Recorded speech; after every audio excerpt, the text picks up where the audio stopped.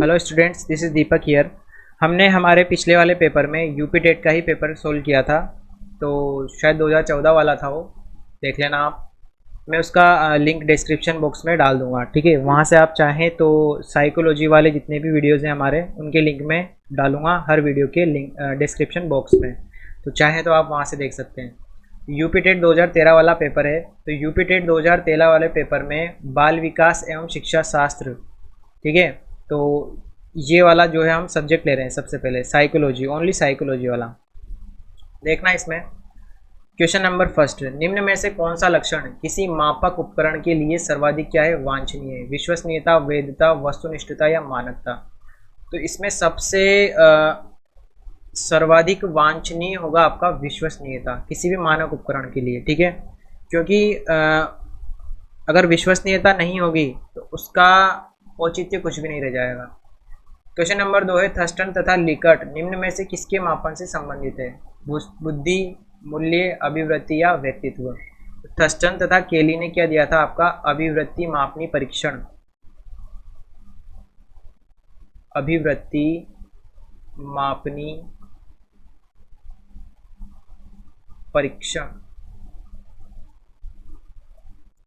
Question number 3, उत्सुकता परीक्षण निम्न में से किसका घटक है? सृजनात्मकता, अभिप्रेरण, रुचि या बुद्धि का। तो उत्सुकता परीक्षण है आपका सृजनात्मकता का घटक। क्वेश्चन नंबर 4 है आपका, निम्न में से कौन सृजनात्मकता से संबंधित नहीं है? मौलिकता, प्रवाह, मितव्ययिता या उपयोगिता। कौन सा जो है आपका सृजनात्मकता से संबंधित नहीं होगा? तो इसमें क्या आ जाएगी आपके? मितव्ययिता। गेगने निम्न में से किससे संबंधित है?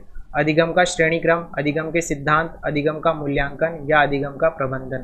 तो गेगने आपका संबंधित है अधिगम के प्रबंधन से। क्वेश्चन नंबर 6 है आपका, बुद्धि लब्धि के संबंध में क्या सत्य है? बौद्धिक आयु से व्युत्क्रम संबंधित, कालानुक्रमिक आयु से प्रत्यक्षता संबंधित, कालानुक्रमिक आयु से व्युत्क्रम संबंधित, बौद्धिकता कालानुक्रमिक आयु दोनों से प्रत्यक्षता संबंधित। तो बुद्धि लब्धि आईक्यू का सूत्र क्या होता है आपका? Mental age upon physical age into 100। तो आईक्यू बौद्धिक आयु से व्युत्क्रम संबंधित, बुद्धि लब्धि से संबंध में क्या सत्य है? बौद्धिक आयु से व्युत्क्रम संबंधित। बौद्धिक आयु में मेंटल एज से व्युत्क्रम संबंध नहीं है। कालानुक्रम आयु से प्रत्यक्षता संबंधित, कालानुक्रम आयु से व्युत्क्रम संबंधित। तो ये थर्ड ऑप्शन क्या है आपका? सही आंसर हो जाएगा, ठीक है। ये सूत्र याद रखना, इस सूत्र से रिलेटेड काफ़ी क्वेश्चन पूछ रहा है, वो इंपॉर्टेंट क्वेश्चन बन जाता है इस प्रकार का। आई क्यू बराबर M A into P A physical age, इसको ऐसे लिख लो एक बार। आई क्यू बराबर मानसिक आयु बटा वास्तविक आयु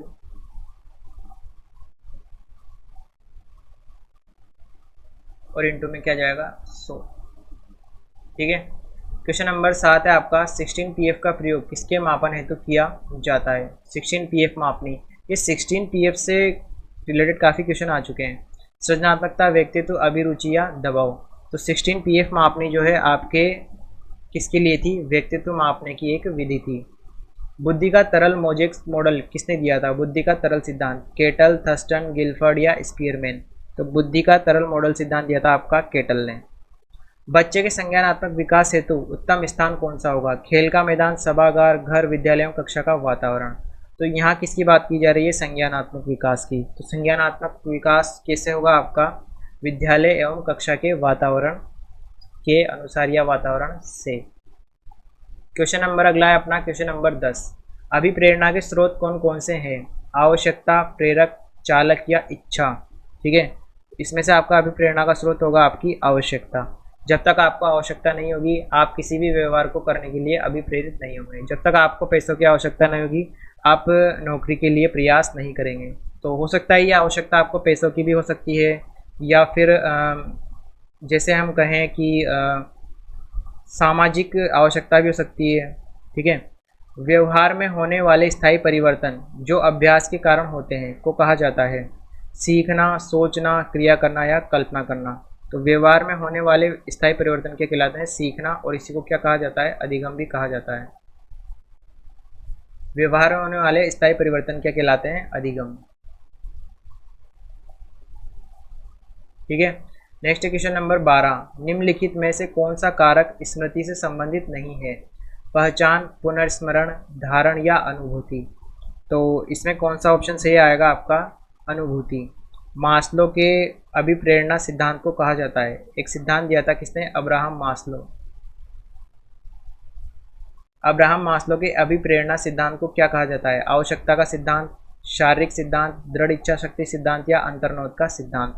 तो मास्लो के इस सिद्धांत को कहा जाता है आपका आवश्यकता का सिद्धांत, आवश्यकता का अभिप्रेरित सिद्धांत, या नहीं, आवश्यकता का पदानुक्रमिक सिद्धांत। देख लेना आप जो भी है। क्वेश्चन नंबर 14, प्रधानाध्यापक या वरिष्ठ शिक्षक के लिए विद्यालय में कौन सी नेतृत्व शैली बेहतर है? सत्ताधारी नेतृत्व, प्रजातांत्रिक नेतृत्व, अहस्तक्षेपी नेतृत्व या इनमें से कोई नहीं। तो इसमें से क्या आ जाएगा आपका? प्रजातांत्रिक नेतृत्व। मानसिक स्वास्थ्य के नियमों को खोजना और उन्हें बनाए रखना अध्ययन का केंद्र बिंदु है। शेफर, ड्रेवर, हेडफील्ड या लेडेल। तो क्या जाएगा यहाँ पर? ड्रेवर के अनुसार। मानसिक स्वास्थ्य के नियमों को क्या करना है? पहले तो खोजना है और उन्हें क्या करना है? आपको बना के रखना है ताकि आपका मानसिक स्वास्थ्य सही या ठीक बना रहे। उसके बाद आ जाओ आप अगले क्वेश्चन पर।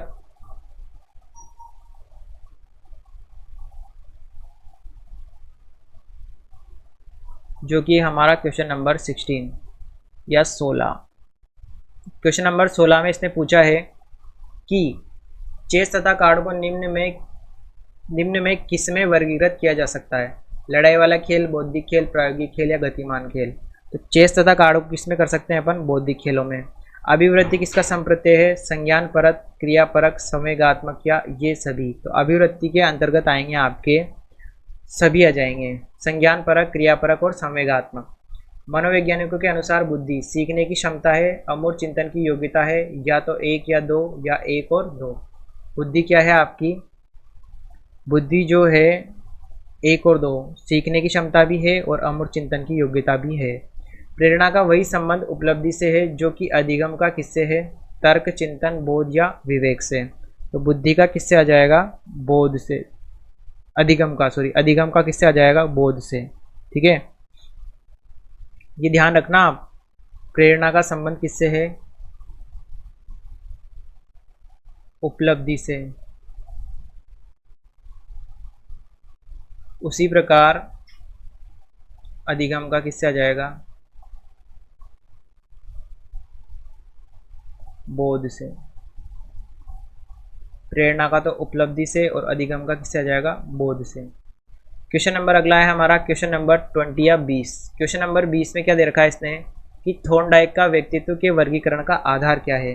शारीरिक गठन और शक्ल सूरत, रचनात्मकता और मौलिकता, समायोजन और बुद्धि, चिंतन और कल्पना।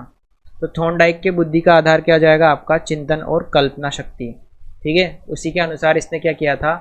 व्यक्तित्व के वर्गीकरण का अध्ययन किया था। निम्नलिखित में से भूलने का सिद्धांत है? प्रतिस्पर्धात्मक अवरोध, प्रतीपकारी अवरोध, प्रतिबोधित अवरोध या प्रतिच्छायातीत अवरोध। तो ये आ जाएगा आपका प्रतीपकारी अवरोध। प्रतीपकारी अवरोध जो होता है आपका भूलने का एक क्या है? सिद्धांत है। ठीक है, उसके बाद निम्नलिखित में से मानसिक विकार के लक्षणों को सभी दर्शाते हैं सिवाय भग्नाशा के, संबंध के, तनाव के और चिंता के।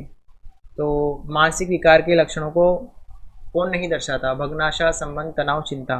तो मेरे हिसाब से इसमें आना चाहिए संबंध आना चाहिए। ठीक है, क्या आएगा? संबंध। तीसरा ऑप्शन सही है। विकास के किस काल को अत्यधिक दबाव और तनाव का काल कहा जाता है? किशोरावस्था, मध्यावस्था, प्रौढ़ावस्था या वृद्धावस्था। तो कौन से काल को कहेंगे हम? किशोरावस्था, जो कि होती है आपके 13 से 19 वर्ष।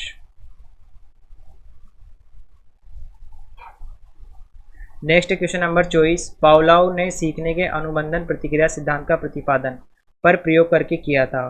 पावलोव ने किस पे किया था? कुत्ते पर। ठीक है, नेक्स्ट अपना क्वेश्चन नंबर सीखने के वक्र। ये देखो अधिगम वक्र से रिलेटेड वापस से क्वेश्चन आया। अधिगम वक्र आपके लिए काफ़ी इंपॉर्टेंट बन जाता है, तो इससे इसकी एप्लीकेशन से रिलेटेड क्वेश्चन पूछ रहा है वो। ठीक है, इसकी डेफिनेशन से भी पूछे उसने, पर अधिगम वक्र इंपॉर्टेंट है।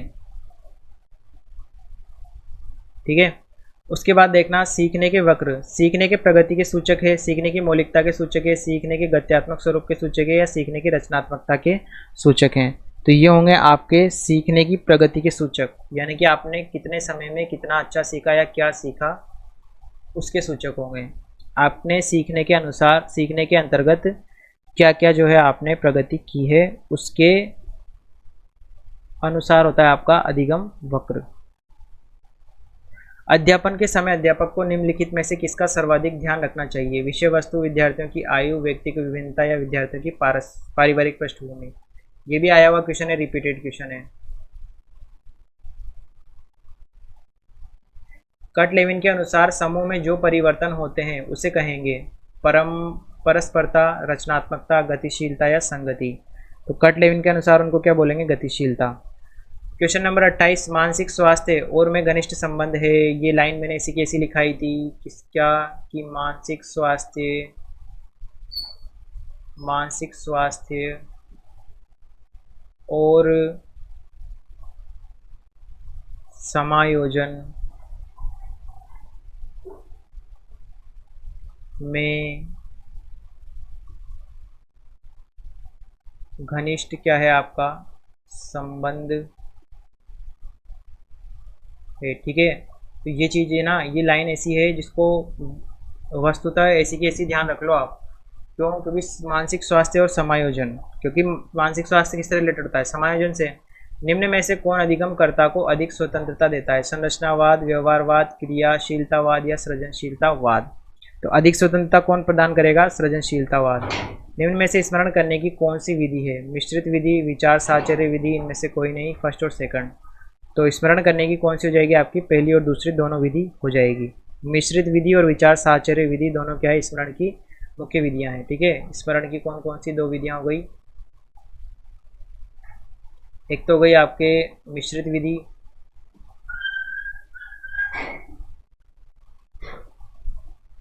और दूसरी हो गई आपके विचार साहचर्य विधि।